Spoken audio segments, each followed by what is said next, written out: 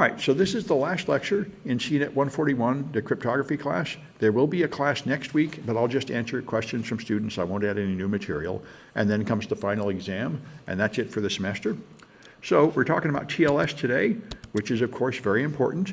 TLS is the protocol people actually use to secure the information going to the web, and it combines all the cryptographic principles, techniques we've talked about so far. It is a compound protocol using hashing, asymmetric cryptography, and symmetric cryptography to create secure connections to web servers, and this is the most common kind of cryptography that all of us use all the time.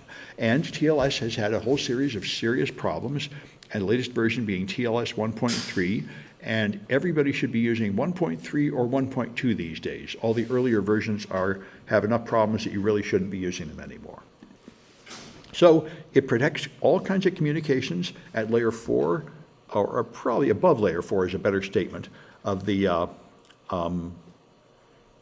OSI model, and therefore you can send anything you want, email, web traffic, machine-to-machine communication. That's why it's used by almost everybody for everything. Now, TLS grew very big and bloated around TLS 1.0 and 1.1. It had too many features and supported too many different cryptography protocols, so there were a whole series of serious attacks, including the one I just mentioned called Heartbleed, where they added an extra unnecessary feature called a heartbeat to a server, and you could use that to pump out arbitrary amounts of memory from the server and expose secrets, just like the current Citrix bleed. But there were a lot of other attacks here. And so TLS 1.3 was a major overhaul of the protocol to simplify it, remove the unnecessary features and the old algorithms, and make it much more secure, also simpler and faster. That's why everybody should pretty much be using TLS 1.3 or upgrading from 1.2 sometime in the near future. Although, if you're still using 1.1 or 1.2 or 1.3, as long as you pass to the latest versions of those, you're probably okay. It's not like they're not that bad. But anyway, the whole point here is to make sure that you have confidential, authenticated, and unmodified data. So this means you have cryptography, so you know that third parties intercepting the transmission can't read it. That's confidentiality. You have authenticated the person you're talking to, so you know you're sending your data to the correct endpoint, and you know the data has not been modified. All the good cryptographic features are here. And therefore, it prevents man-in-the-middle attacks.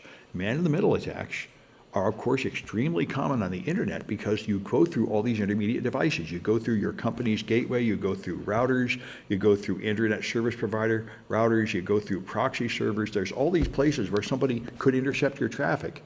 And clearly, that's a privileged position is another term for that, where they capture your traffic between you and the endpoint, and they can read it and modify it, and you want to prevent that.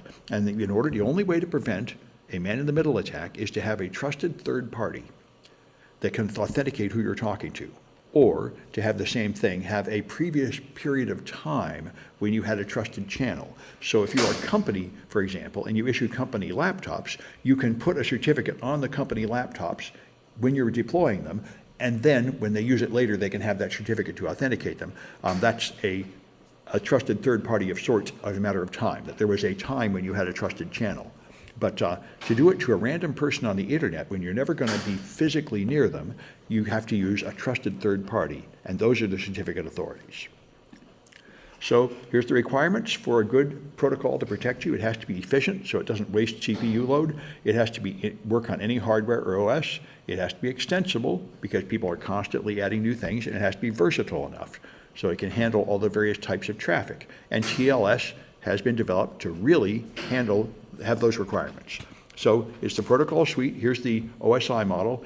It is not in the transport layer, it's above layer 4. It takes all the data that you've taken on the physical layer, moved it around an Ethernet network, through an IP network, and then broken it up into packets, into TCP segments, I think they call it. Yeah. And then those segments over TCP or UDP are then packaged and delivered at the higher layer. So you can use any protocol you want down here. And so the UDP version is called DTLS for datagram transport layer security. The more familiar kind that we use for TCP is just called transport layer security. All right, this all started because the early internet didn't have any encryption at all, and passwords were just sent unencrypted. But in 1995, the Netscape company invented SSL. So you'd have a secure sockets layer to encrypt passwords.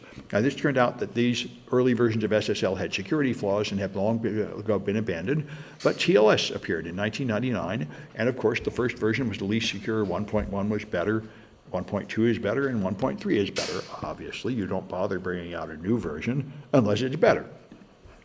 1.2 has been around since 2008, which is pretty much what everybody should be using, and everybody jumped onto 1.2 thanks to Snowden. Snowden revealed that the National Security Agency had been hacking American companies as if they were adversaries and stealing all their data using these older algorithms, and the 1.2 had the huge advantage of forward secrecy, so that if they steal your session key from one session, they can't use it to decrypt older or later sessions. You have a different session key for each session, and everyone jumped to that because of Snowden. Snowden is the one that revealed what the NSA was doing.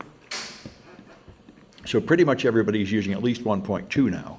And so the problem is, though, it's very complex and hard to configure, and it includes cryptography schemes that are probably not that good, like AES CBC that we've been using we've been using padding oracle attacks on it. This cipher block chaining was not that good an idea. It was considered better than electronic code book, but ultimately it was not a good idea because of the padding oracle attacks. And so TLS 1.3 got rid of it, along with many other vulnerable things. So here's the idea. You encapsulate your data. This is the record protocol, and you have a handshake protocol to agree on the key. Those are the two main steps. So you have a client.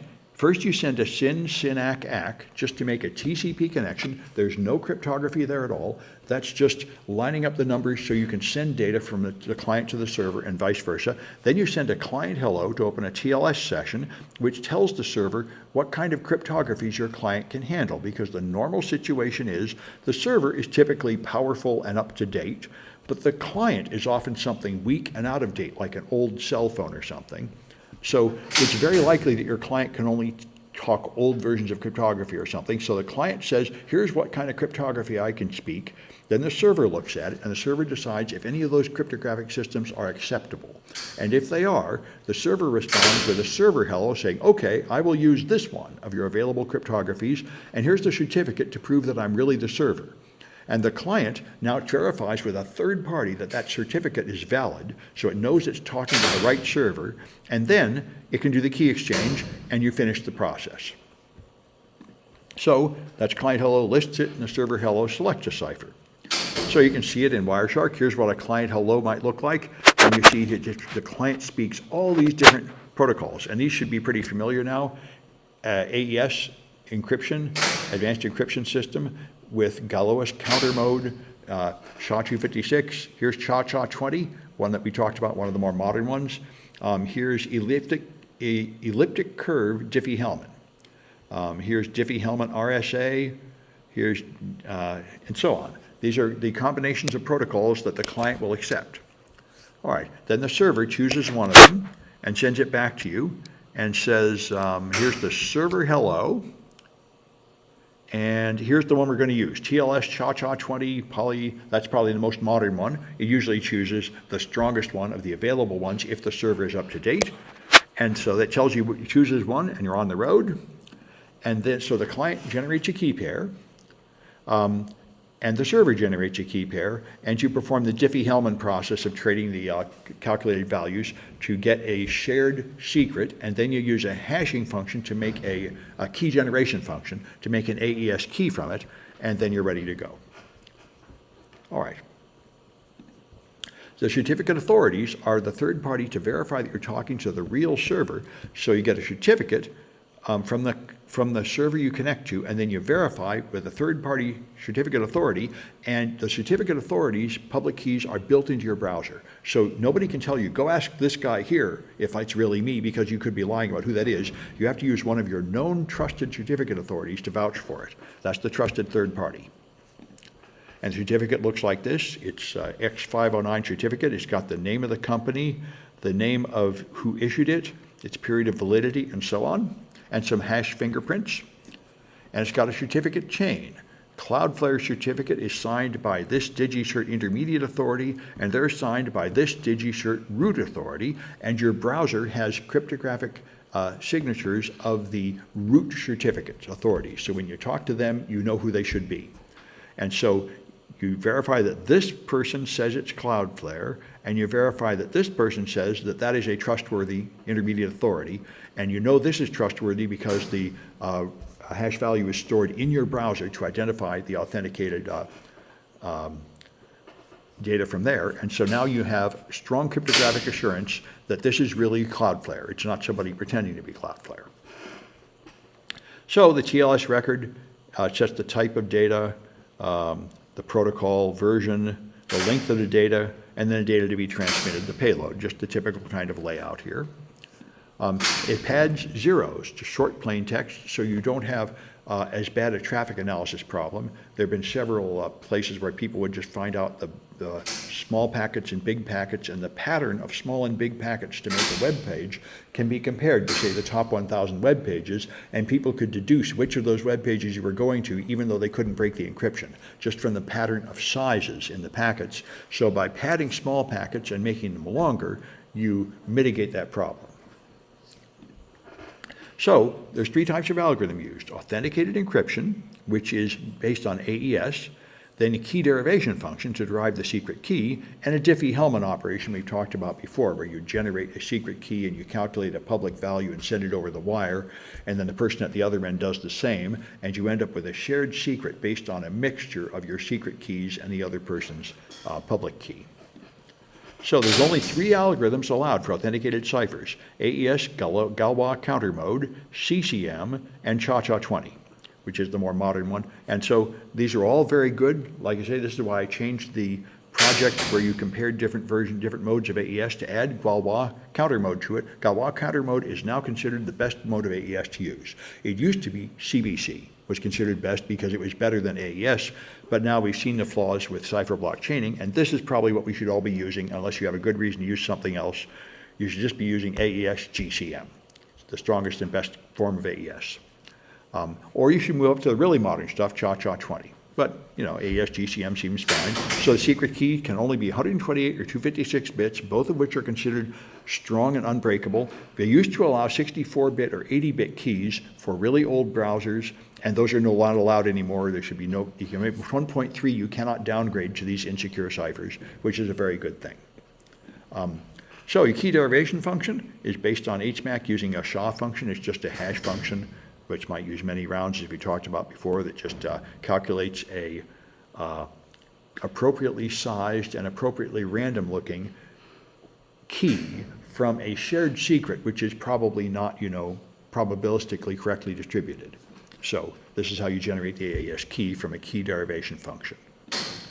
And then for Diffie-Hellman, for the exchange, there's two options. There's elliptic curve, or there is RSA, a modular prime number, this traditional Diffie-Hellman. So if you're going to do the elliptic curve, you can use the NIST approved curves, or you can use the two most favorite non-approved curves we talked about, 25519 or 448. So this is very good. You can meet the US government standards if you're making data for the US government or for a company that works closely with them. But if you don't trust those curves, and a lot of people don't, you can use these, which are the stronger alternative curves that have not been blessed by the US government and presumably not poisoned by the US government.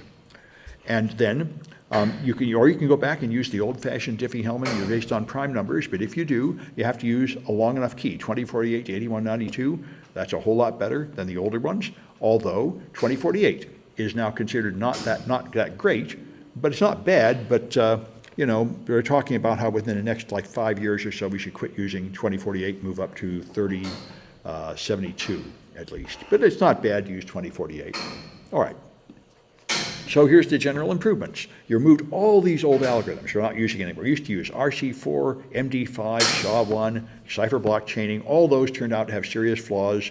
You used to have max then encrypt algorithms that aren't so good. Get rid of all the stuff that is just not very good, and there's a better alternative available. Removed data compression. It used to be that it compressed data to make the packets smaller, but that could be used to deduce information about the contents. From the size of the packets, you could tell if a packet had repeating data that could be compressed or if it didn't. So it turned out to be better to just not make the packets smaller, just accept using up more bandwidth rather than leaking out information about the contents. So here's things that make it more secure. There's protection against downgrade attacks like trying to trick you into using older versions of encryption suites.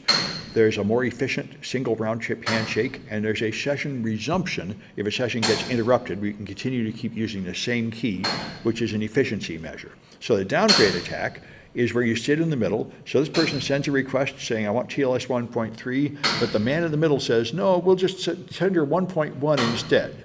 Then the server sends a hello for 1.1, and the man in the middle is able to pass that on. So they end up using the older version that's less secure. That's a downgrade attack. And it's protected from that. They added in the server hello some cryptographically signed bytes to specify the version so the client can check it. So the client can tell from this whether they're really getting 1.3 or not by some cryptographically signed data in the server hello that this person won't be able to modify. So it is possible for the client to detect and reject downgrade attacks. The single round-trip handshake, it had some steps in the handshake where it would send data and wait for a response. Now it combines it all into one round trip because the waiting, the transmission time is typically the biggest delay. Not the compute time, but the time it takes to get to the server and back. So you want as few round trips as possible. And session resumption can continue to use the pre-shared key from a previous session to start a new session. This way you can start encrypting immediately and you don't need certificates to continue talking to a server that you've already authenticated. So here's a little bit about how that works. All right. So this is very good. It authenticates the server with the certificate. Now the client could authenticate, although normally clients do not authenticate, but you could have a username and password or a secure cookie or a client certificate in principle. Now that certificates are free for everybody from Let's Encrypt, I wonder if we're ever going to start using client certificates, but so far almost nobody's using them, except I think US military users that have these common access cards, which I think are digital certificates or something close to it. So forward secrecy is the thing I mentioned before.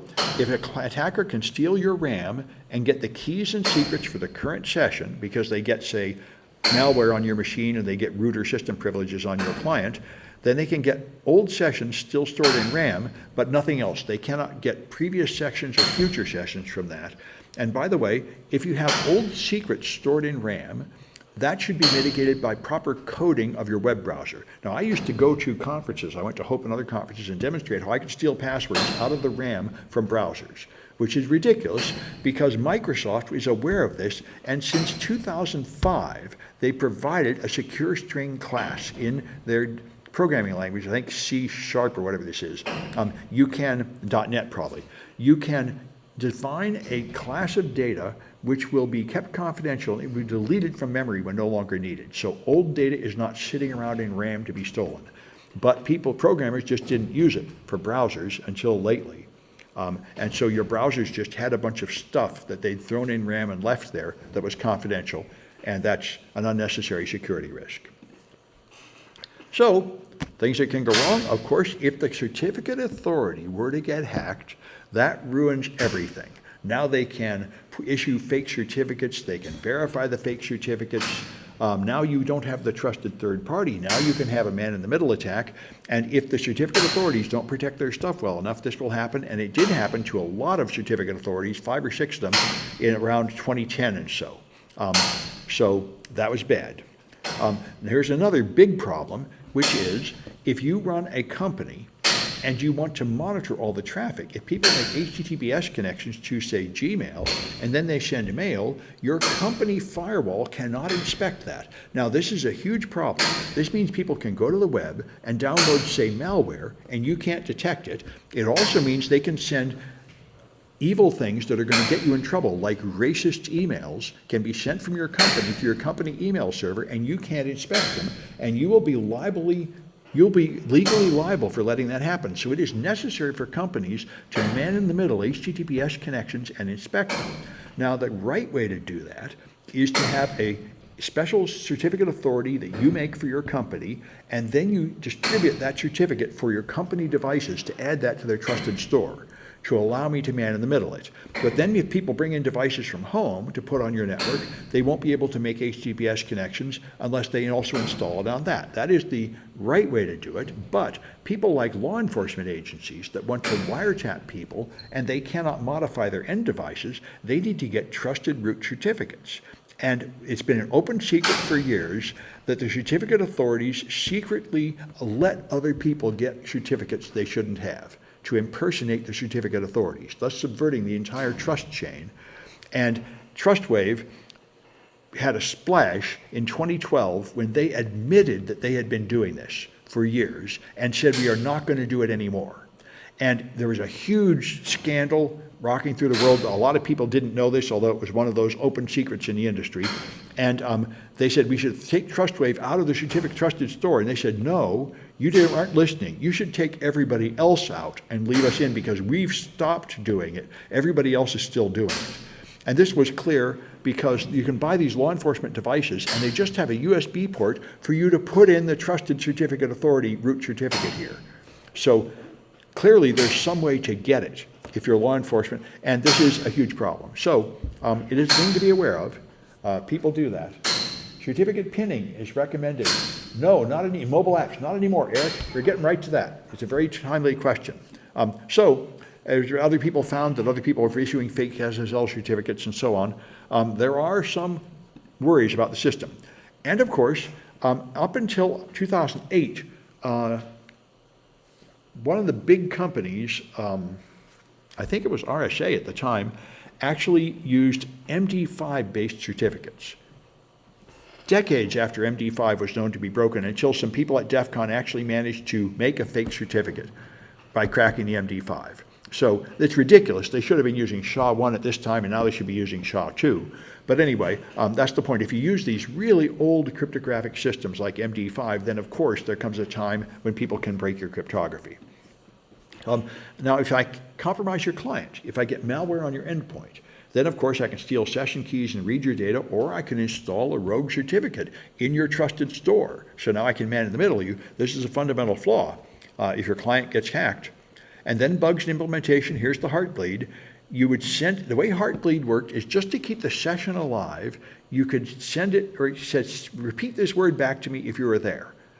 But they didn't check the length of the word. So I could tell them, send me the 200-letter word back, but I only put in 7 letters. So it will send me 200 letters back, just leaving uninitialized memory in here. It's amazingly sloppy coding, amazingly poor protocol design. So this is a ridiculous flaw, like a simple buffer overflow. And that's what Heartbleed was, which leaked all sorts of secrets in 2014.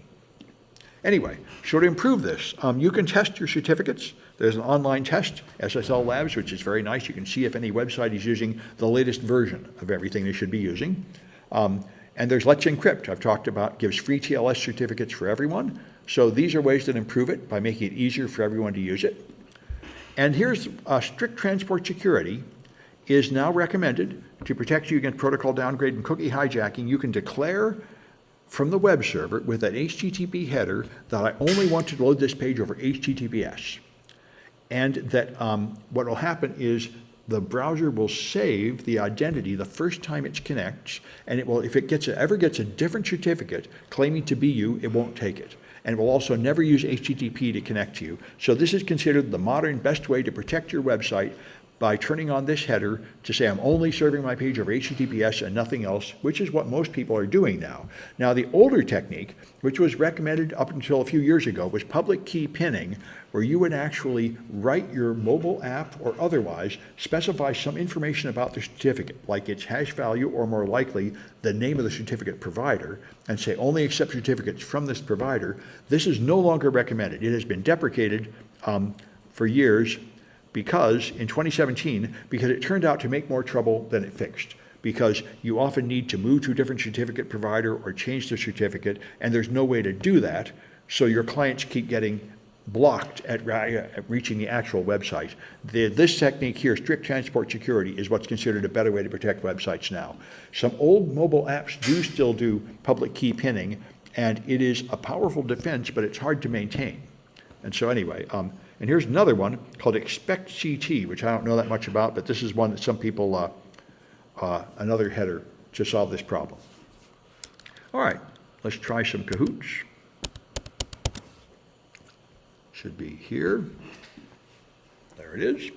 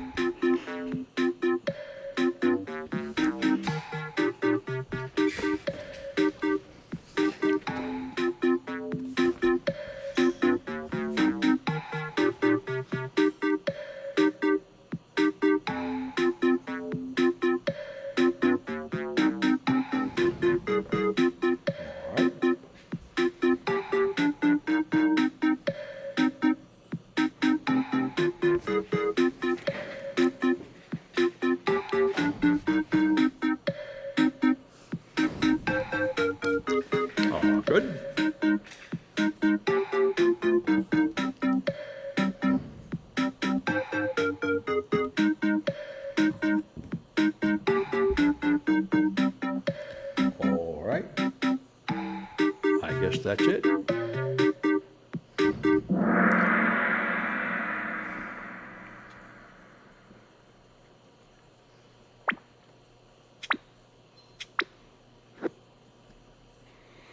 All right, so what version of SSL is good?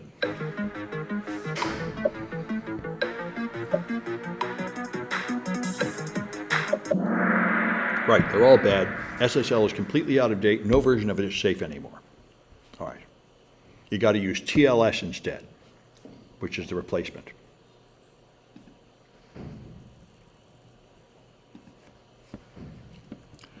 So which message lists many possible ciphers?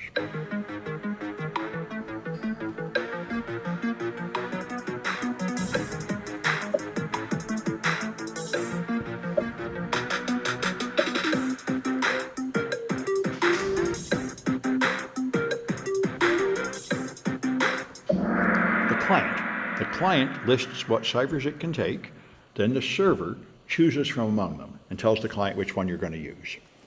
Or the server refuses to make the connection because none of those ciphers are acceptable to it. All right. All right, what feature mitigates traffic analysis?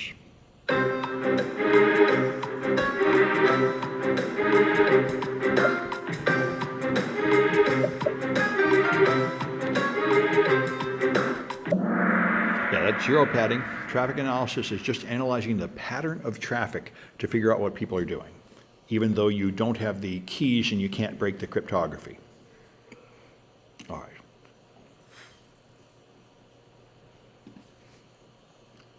All right, what's the shortest secret key in TLS 1.3?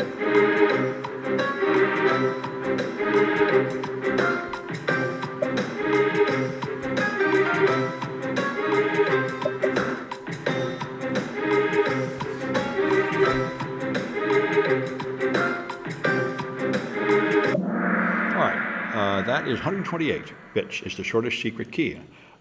64 and 80 are too old and weak. They're not strong enough.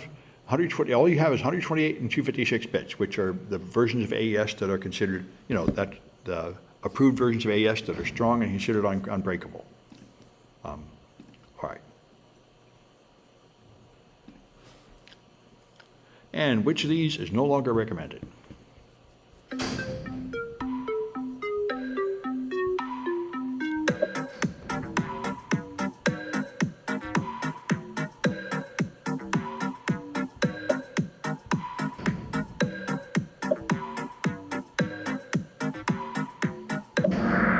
Public key pinning, just as we were talking about in response to Eric's question, this would make you more secure, but it turned out to be so difficult to maintain that it's considered to make more trouble than it solves.